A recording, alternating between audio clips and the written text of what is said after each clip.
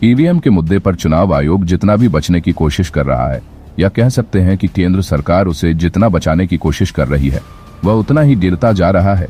खासकर ईवीएम में धांधली का मुद्दा तो खत्म होने का नाम ही नहीं ले रहा।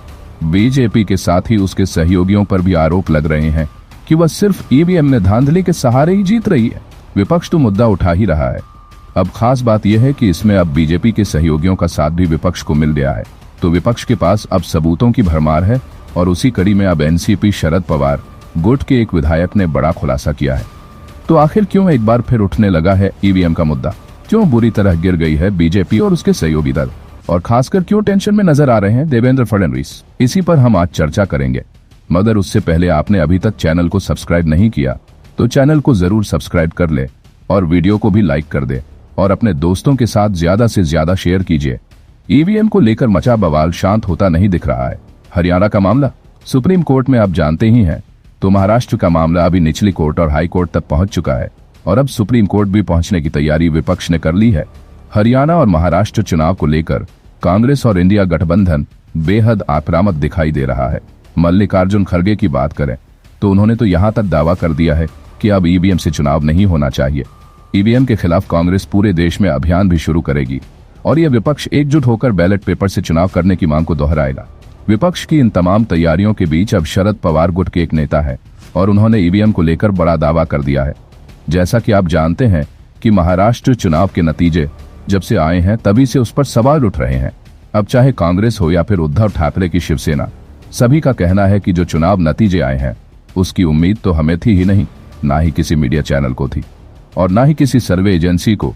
यहाँ तक कि बीजेपी के नेता भी यह बात मान रहे हैं कि जो नतीजा उसकी उम्मीद उन्हें भी नहीं थी। बीजेपी के नेता कांटे की टक्कर मानकर चल रहे थे।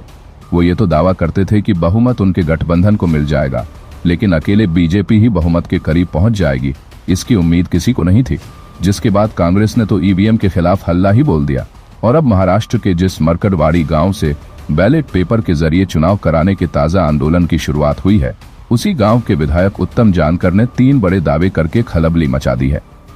राष्ट्रवादी कांग्रेस पार्टी के विधायक उत्तम जानकर ने यह आरोप लगाया कि महायुति या कि एनडीए गठबंधन ने ईवीएम में छेड़छाड़ की है और इसके बाद ही महाराष्ट्र विधानसभा चुनाव वह जीत सके हैं।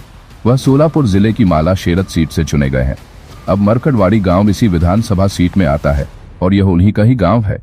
उन्होंने इस सीट पर बीजेपी उम्मीदवार को 13 से ज्यादा वोटों से हराया है।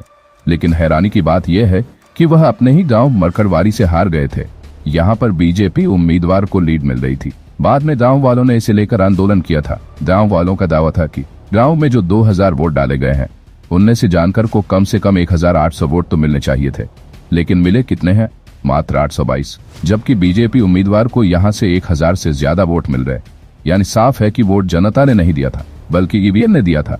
अब अपने दावे को साबित करने के लिए गाँव वालों ने बैलेट पेपर से वोटिंग कराने की कोशिश भी की थी, लेकिन प्रशासन ने इस पर रोक लगा दी थी।